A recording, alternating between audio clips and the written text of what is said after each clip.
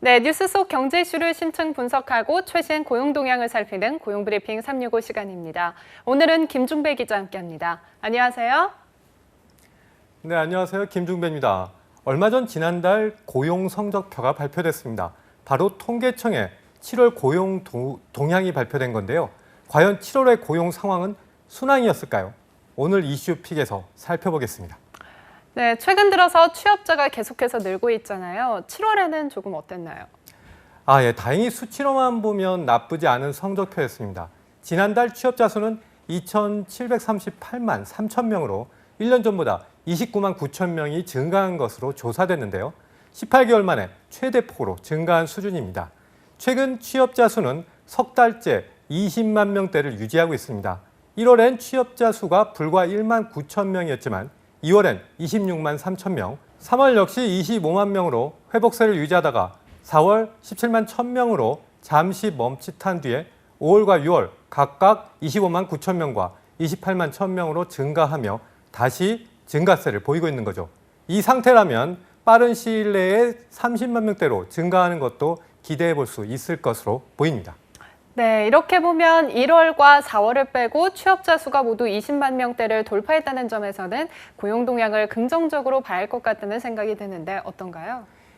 네, 그렇습니다. 15세부터 64세까지의 고용률은 67.1%, 0.1%포인트 오른 것에 올랐지만 청년 고용률은 상당히 가파르게 상승했습니다. 14개월 동안 꾸준히 증가해서 지난달엔 44.1% 상승폭을 기록하며 44.6% 상승했던 2007년 7월 이후에 가장 높은 수치를 기록했다고 합니다. 여성의 고용률 역시 58.2%로 지난해 같은 기간보다 0.6%포인트 상승한 것으로 조사됐습니다. 네, 그렇군요. 이 청년과 여성 일자리에서 안정적인 흐름을 보이고 있다는 점은 다행인데요. 그런데 청년과 여성 일자리의 특징은 상용직보다는 비상용직, 그러니까 비정규직인 경우가 안타깝게도 많았었잖아요. 청년과 여성 취업률이 늘었다면 상대적으로 비상용직의 비중도 늘었을 것 같은데 실제로는 어땠나요? 네, 다행인 건 임금 근로자 중에 그 상용직이 43만 8천 명 증가했다는 겁니다. 또 임시 근로자는 오히려 8만 7천 명이 감소한 것으로 조사됐는데요. 고용이 안정적인 상용직의 경우 2019년 1월과 2월엔 27만 9천 명이었지만 이후 꾸준히 상승하며 확대 흐름을 보이고 있는 상황입니다. 네, 청년과 여성의 고용 상황도 개선이 되고 있는 것으로 보이고 비교적 안정적으로 고용되는 근로자도 늘고 있으니까 그만큼 취업자 수 견인에도 큰 영향을 미쳤다 이렇게 볼 수 있을까요? 네, 하지만 지난달에 전체 취업자 수를 가장 강하게 견인한 건 60세 이상의 고령층의 힘이 컸습니다. 지난달 60세 이상의 취업자 수는 37만 7천 명이었는데요. 이처럼 고령층의 취업자 증가세가 계속되는 이유는 공공근로 일자리가 늘고 있기 때문입니다. 정부가 올 한 해 동안 공공일자리 96만 개를 창출하겠다는 계획을 내놓으며 이와 함께 고령층을 위한 공공일자리가 증가하며 해당 연령층의 취업자도 상승하고 있는 그런 겁니다. 네, 그렇군요. 이 상황이 이렇다면 실업자 수는 어느 정도 줄어들었나요? 네, 아쉽게도 실업자 수가 줄지는 않았습니다. 지난달엔 6월과 마찬가지로 실업자 수도 늘었는데요. 지난달 실업자 수는 지난해 같은 기간 대비 5만 8천 명이 증가한 109만 7천 명으로 집계됐습니다. 이는 외환위기의 여파가 가시지 않았던 1999년 이후 최대치를 기록한 것이라는 그런 수치도 나왔습니다. 네, 그렇군요. 이번 달도 취업자 수와 실업자 수가 동시에 상승을 했는데요.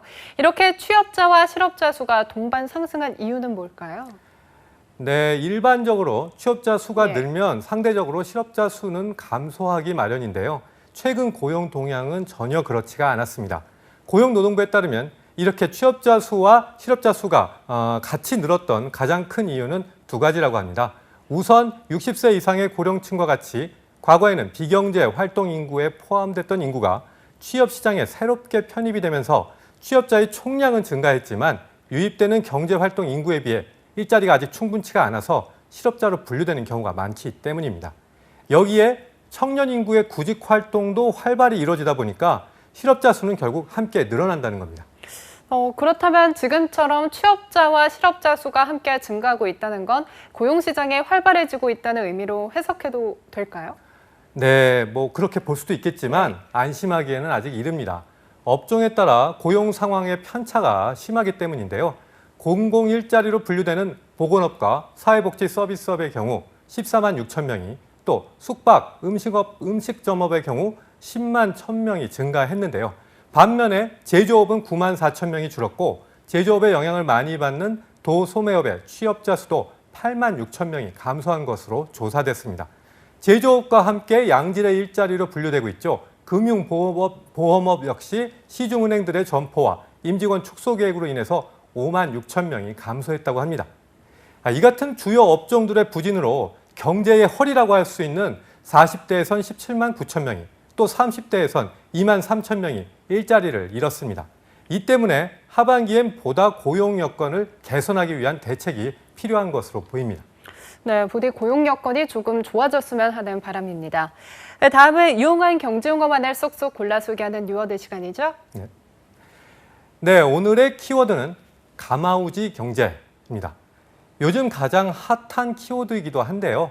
바로 산업통상자원부 성윤모 장관과 김현종 국가안보실 2차장이 모두 가마우지 경제를 우리나라가 탈피해야 한다고 밝힌 데서 이제 비롯됐습니다. 가마우지 하면은 왠지 일본어 같은 그런 좀 뉘앙스로 들리는데, 사실은 우리나라에도 서식하는 조류의 순우리말입니다. 중국과 일본에서는 아주 오래전에 이 가마우지의 목에 끈을 묶어두고 가마우지가 고기를 낚으면 얄밉게도 어부가 그 고기를 가로채서 낚시를 하는 그런 방법을 썼다고 합니다. 그래서 가마우지 경제라고 하면 우리나라가 핵심 부품을 일본에서 수입해서 어떤 제품을 만든 다음에 다른 나라에 수출을 해도 정작 그 핵심 부품의 마진이 높기 때문에 핵심 부품을 파는 일본이 이득을 본다, 그런 것을 뜻합니다. 이 가마우지 경제란 말이 처음 등장한 것도 1980년대 말 일본 경제평론가인 고무로 나오키가 쓴 한국의 붕괴라는 책에서였습니다.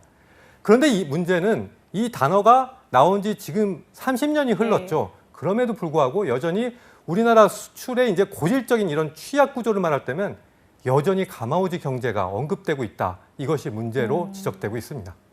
네, 안타깝네요. 언젠가는 이 가마우지 경제에서 탈피했어야 했는데 결국에는 일본 수출 규제라는 초유의 사태까지 왔잖아요. 그렇습니다. 우리 수출 구조의 취약한 부분이 여실히 드러나는 시기가 된 것 같아요. 네, 그렇습니다. 이 때문에 성윤모 장관은 우리 수출 구조를 가마우지 경제에서 벗어나 펠리컨 경제로 바꾸겠다고 언급을 했는데요.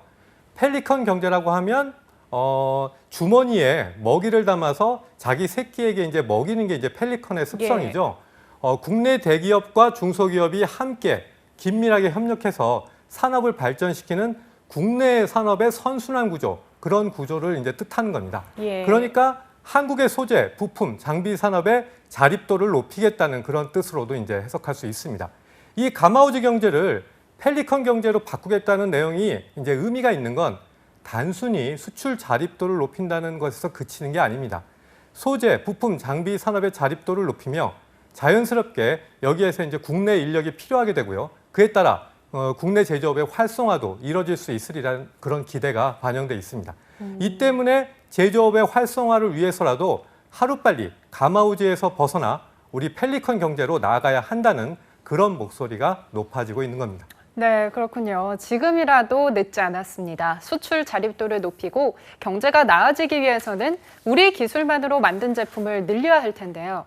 이를 통해 현재 부진을 면치 못하고 있는 제조업에도 희망이 찾아오기를 바라겠습니다.